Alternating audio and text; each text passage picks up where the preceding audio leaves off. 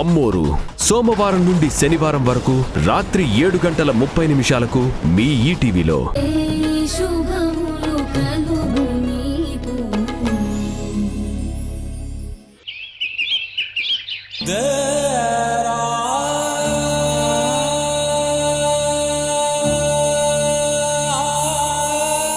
చిన్న మర్రి విత్తనం భూమిలో పడి ఒక్కొక్క వేరు వేసుకుంటూ మహావృక్షంలా పెరిగిపోయినట్టు చిన్న సమస్య పుట్టి అది వేళ్ళు ఊనుకుని ఒకదానికొకటి పెనవేసుకుంటూ ఇన్ని సమస్యలుగా మారిపోయాయి.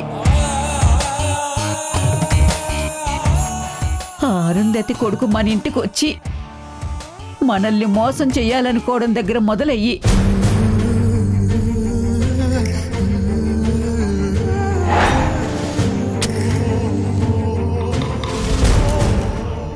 ఏంటి పిన్ని? అయ్యో కృష్ణమ్మ! ఏంటమ్మా, ఏం జరిగింది? అలా పరిగెత్తుకుంటూ వచ్చావు? అమ్మవారి కోసం కృష్ణమ్మ గారు నేసిన చీర కాలిపోయింది.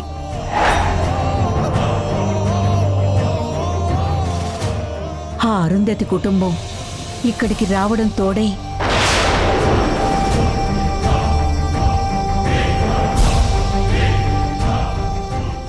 వికీకి హాసిని జంటై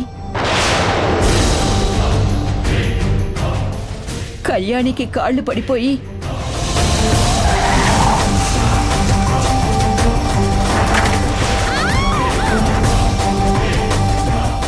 దాని ఆపరేషన్కి అరుంధతి దగ్గర అప్పయ్యి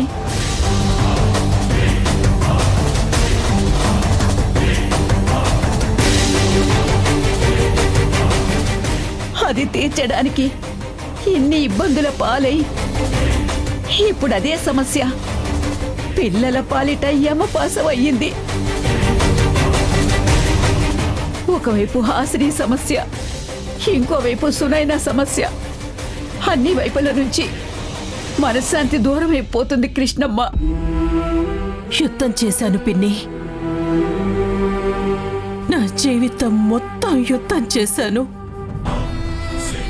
ఆ యుద్ధంలో ఎప్పుడూ ఎక్కడా దారి తప్పలేదు, ధర్మం వదల్లేదు. నా భర్త నన్ను నా పిల్లల్ని వదిలేసి వెళ్ళినా కూడా ధైర్యంగా నిలబడి పిల్లల్ని పెంచుకున్నాను. ఈ నలుగురు ఆడపిల్లలతో కలిసి దాని చావును అదే చావు మనం. శేఖర్, శేఖర్! వాళ్ళకి పద్ధతులు నేర్పించానే కాని పక్కదారులు పట్టడం నేర్పించలేదు.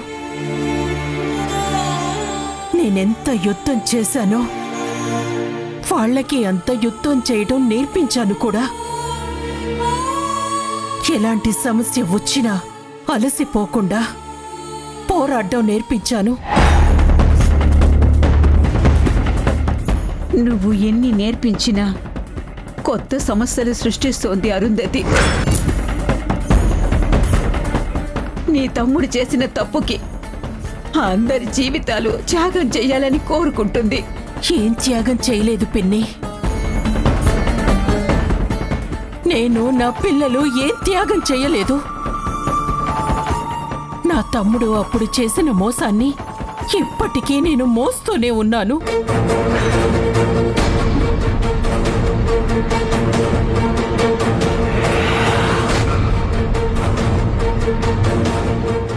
అరుంధతి అపార్థాన్ని పోగొట్టాలని ప్రయత్నిస్తూనే ఉన్నాను. ఎందుకు? తన జీవితానికి నా కుటుంబం వల్ల అన్యాయం జరిగిందన్న ఒకే ఒక్క కారణం వల్ల. తన కూతురి కోసం నా పెద్ద కూతురు తన ప్రేమని కూడా చంపుకుంది. చరణ్ గారిని ప్రేమించాను. ఇంతలోనే రేఖ తన్ని ప్రేమిస్తుందని తెలుసుకున్నాను. అంతే, నా ప్రేమని చంపేసుకోవాలని నిర్ణయించుకున్నాను. వాళ్ళు చేసిన దుర్మార్గానికి నా రెండో కూతురు తన కాళ్ళు శాశ్వతంగా పోగొట్టుకోవాల్సిన పరిస్థితి వచ్చింది. ఇప్పుడు వీటి ప్లేస్లో ఈ టాబ్లెట్స్ పెడతాను. ఇక తన టాబ్లెట్స్ అనుకుని కళ్యాణి వీటిని వాడేస్తుంది. దాంతో 4 రోజులకి దాని కాళ్ళు పూర్తిగా ప్యారలైజ్ అయిపోతాయి.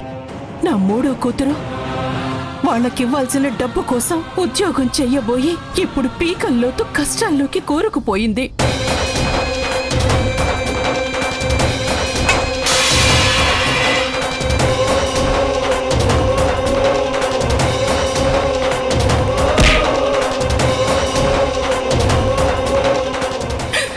నా చిన్న కూతురు తన సుఖాల్ని సంతోషాల్ని ఆ ఇంటి కోసం త్యాగం చేస్తూనే ఉంది. ఇంకా ఏం త్యాగం చెయ్యాలి నేను, నా పిల్లలు? నువ్వెంత చేసినా మనం బాధపడాలని, మన తలలు దించుకోగలిగేలా చెయ్యాలని చూస్తుంది అరుంధతి. చివరికి తను అనుకున్నదే జరిగేలా ఉంది కృష్ణమ్మ. నీ కూతుళ్ళు కష్టాల్లో పడ్డారు, మనం ఇక్కడ బాధలో ఉన్నాం.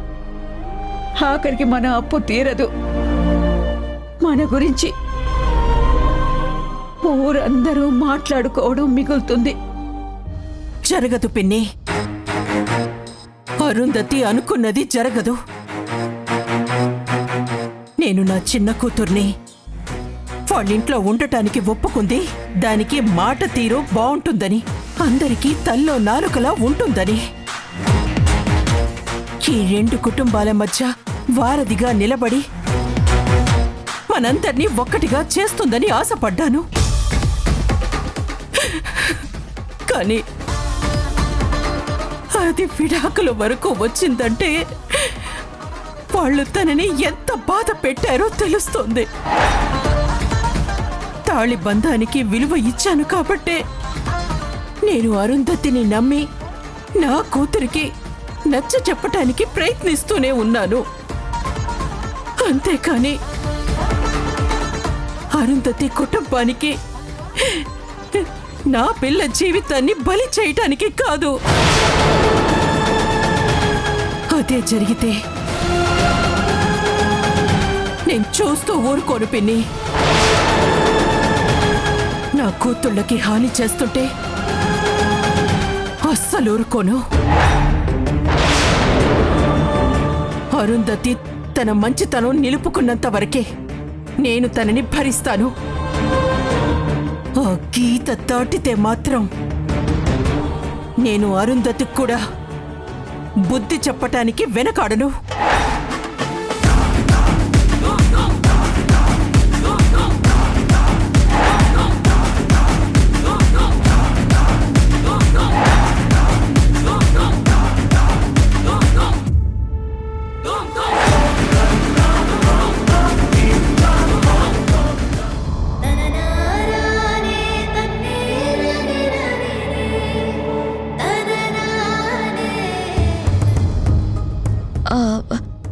ఎక్స్క్యూజ్ మీ, చరణ్ గారు ఎక్కడున్నారు? చరణ్ సారా? నింగలు యారా? ఏంటి? Who are you? నేనెవరైతే నీకెందుకు? ఆయన ఎక్కడున్నారో చెప్పు. లోపల నింగలే దూరకూడదు. నేను ఆయనకి కాబోయే భార్యని. అవునా? లోపలున్నారు, పో. ఆగు, ఎక్కడికి వెళ్తున్నావు? నన్ను ఆపడానికి నువ్వెవరు? నేనొచ్చింది చరణ్ గారి గురించి. లోపల మా అక్క కూడా ఉంది, నువ్వు లోపలికి వెళ్ళడానికి వీల్లేదు. మీ అక్క ఏమైనా సీఎమ్మా పిఎమ్మా? లోపలికి వెళ్ళడానికి ప్రోటోకాల్ ఉందా? నన్ను ఆపడానికి మీకెవరికి రైట్స్ లేవు. తప్పకా.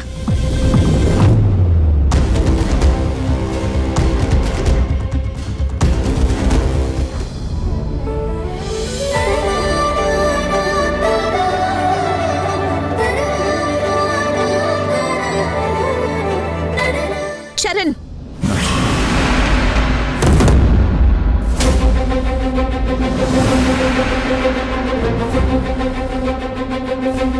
చరణ్, ఏంటిదంతా?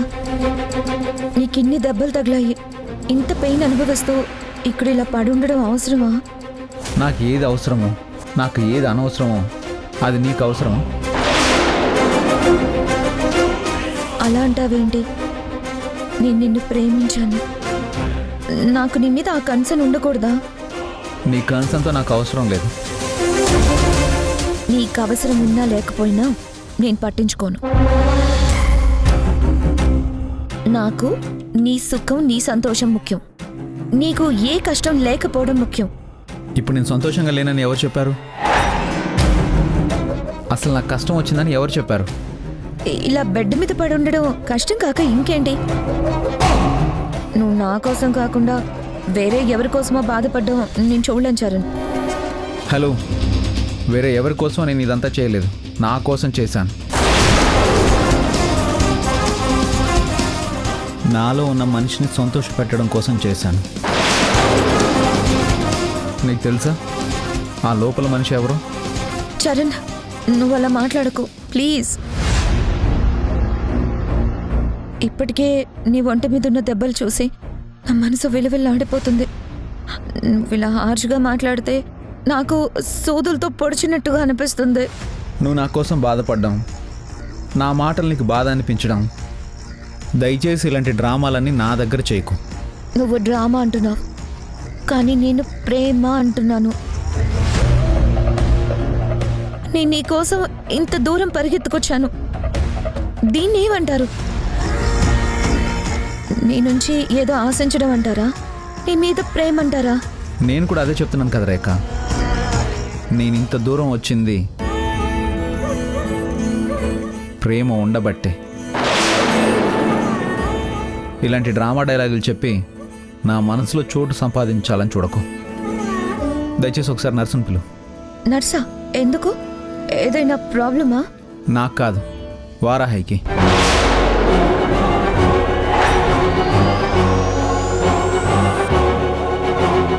తను చూస్తున్నావు కదా, సెలైన్ అయిపోయింది. వెళ్ళి పిలు, లేదంటే తనకి ప్రాబ్లం అవుతుంది.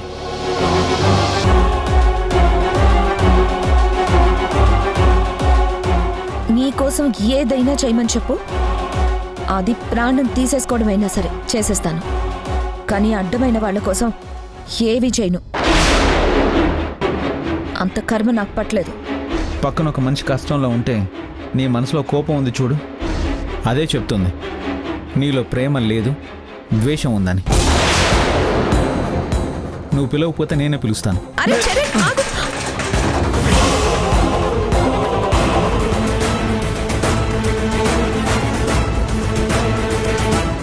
ఏమైంది? నాకేం కాలేదు, ముందెళ్ళి నర్సును తీసుకురండి. వారాహికి సెలైన్ అయిపోయింది.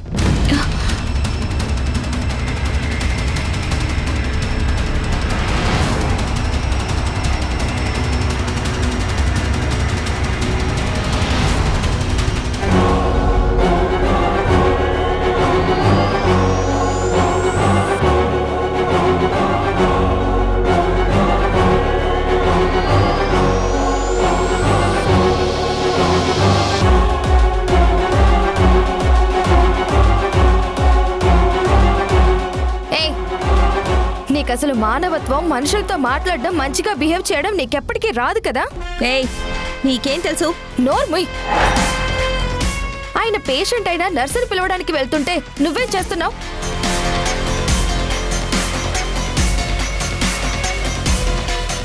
అసలు ఎందుకు వచ్చావు ఇక్కడికి? నువ్వెక్కడికి వచ్చినా ఇలాగే చేస్తావు. నువ్వు రాకుండా ఉంటే మనుషులు ప్రశాంతంగా ఉంటారు. ఏయ్ కళ్యాణి, నువ్వు లేకపోతే ఇక్కడ నేను సునైనా ఉండేవాళ్ళం. మేమే ఇద్దరికి ఏం కావాలో చూసుకునేవాళ్ళం.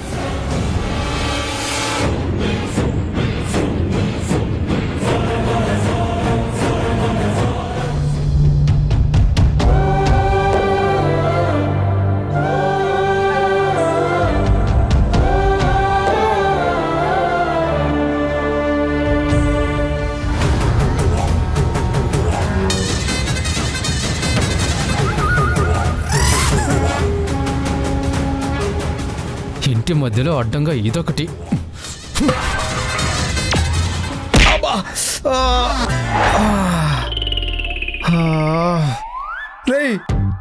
మోకాలు చెప్ప పగిలిపోయిందిరా.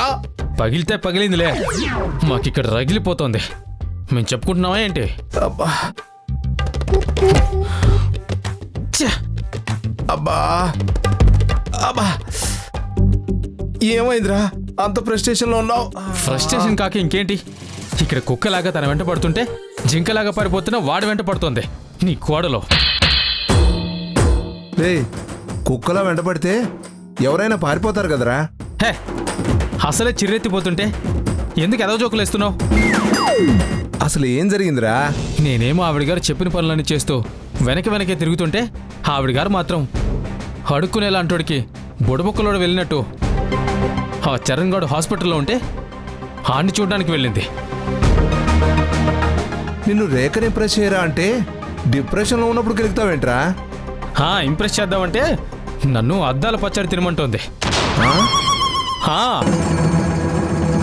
అమ్మా, తినడానికి ఏమైనా ఉందా? ఇదిగోరా ఇప్పుడే దోసేశాను. అమ్మా, ఏంటి దోశ? పెళ్ళయి నీళ్ళైంది, దోశలేయడం కూడా రాదా?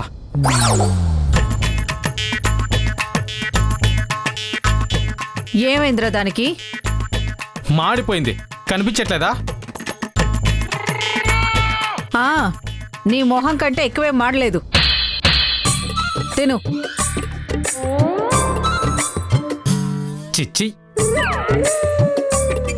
ఇక్కడ పుట్టింట్లో వాళ్ళకి నేనంటే వాల్యూ లేనప్పుడు అక్కడ అత్తగారింట్లో ఎవరు మాత్రం వాల్యూ ఇస్తారు? రే ఆడదానిలా పుట్టిల్లు అత్తారిల్లు అంటావేంట్రా? అసలు నాకు లేంది వాడుకున్నది ఏంటి నాన్న? హీరోయిజం. నువ్వు రేఖను ఇంప్రెస్ చేయాలంటే హీరోలా ప్రవర్తించాలి. ఇప్పుడు హీరోలందరూ మనలా విలన్ వేషాలు వేస్తున్నారు కదా.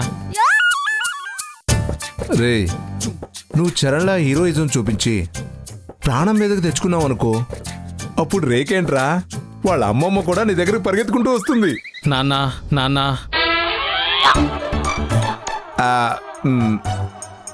ఏదో మాట వరుస కన్నాను లేరా, నువ్వేం కంగారు పడకు. కంగారు పడక సంతోషపడమంటావా? అక్కడ చరణ్ గారికి దగ్గరైపోతుంది రేఖ. ఇలాగే చూస్తూ కూర్చున్నా అనుకో, వాళ్ళిద్దరికీ పుట్టిన పిల్లల్ని కూడా ఆడించే పని కూడా నాకే అప్పచెప్తారు. అవును రోయ్, అదే జరిగితే అదృశ్య సినిమాలో బ్రహ్మానందంలో అయిపోతావురా నువ్వు. నానా రమ్య, నాకు మాడకుండా ఒక దోశ ఇవే. అబ్బా ఛా!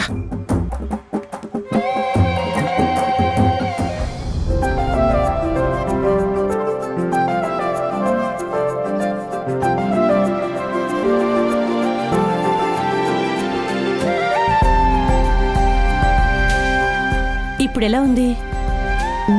Okay doctor. తల లోపల నుంచి పెయిన్గా ఏమీ లేదుగా? ఇక్కడ మాత్రం కాస్త నొప్పి తెలుస్తుంది డాక్టర్. ఓకే, ఒకసారి స్కాన్ తీయించి ఆ రిపోర్ట్స్ నాకు చూపించండి. Okay doctor. Hi Charan. Hi Charan, who is she? నా ఫ్రెండ్ డాక్టర్. చరణ్, నీకందరూ గర్ల్ ఫ్రెండ్సే ఉన్నట్టున్నారు. చరణ్ గారికి సైన్స్ లో విద్యార్థి ధృవాలు ఆకర్షించబడిన అనే సబ్జెక్ట్ అంటే చాలా ఇష్టం డాక్టర్.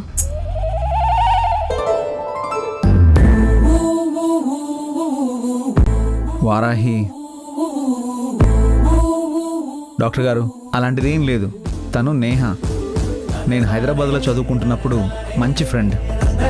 ఓ ఓకే, విజిటర్స్ అవర్స్ అయిపోయే వరకు మాట్లాడి పంపించేసేయండి. Okay doctor, thank you.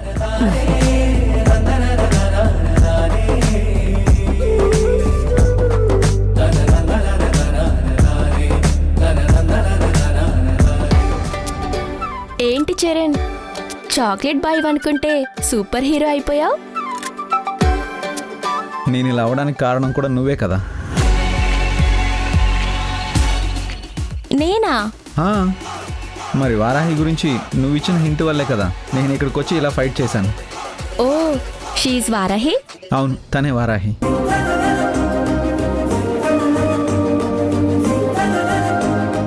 నాకు బాగా కావాల్సిన మనిషి.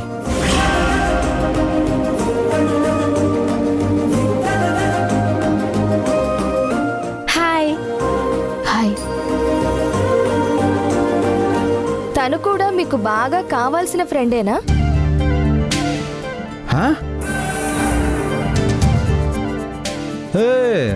లేదు లేదు లేదు, జస్ట్ ఫ్రెండ్ అంతే.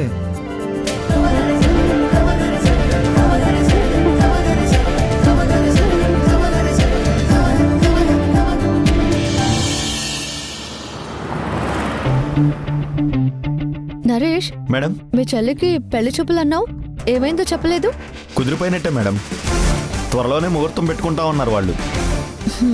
ఓకే, పెళ్లి కుదిరాక నాకు చెప్పు. మేడం ఒక 5 lakhs సరిపోతాయా? మేడం పర్వాలేదు, మొహమాట పడకు, కష్టపడకు, నేనేం ఇబ్బంది పడను. నాకు కావాల్సిన దానికంటే ఎక్కువే ఉంది. ఓకే? అలాగే మేడం.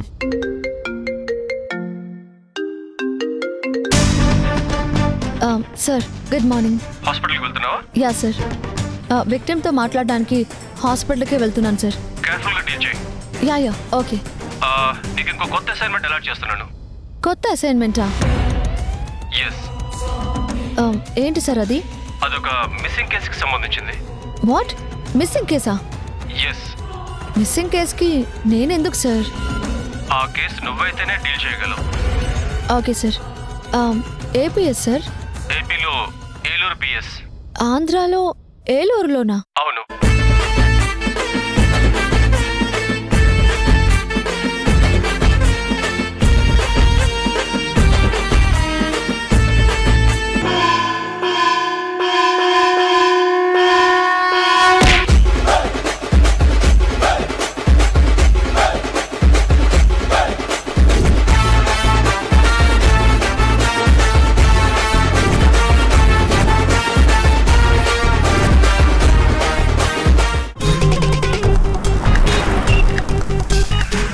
అవునా? ఆయన వస్తున్నారా? ఆయన కాదు, ఆవిడ డీసీపీ అనూష మేడం.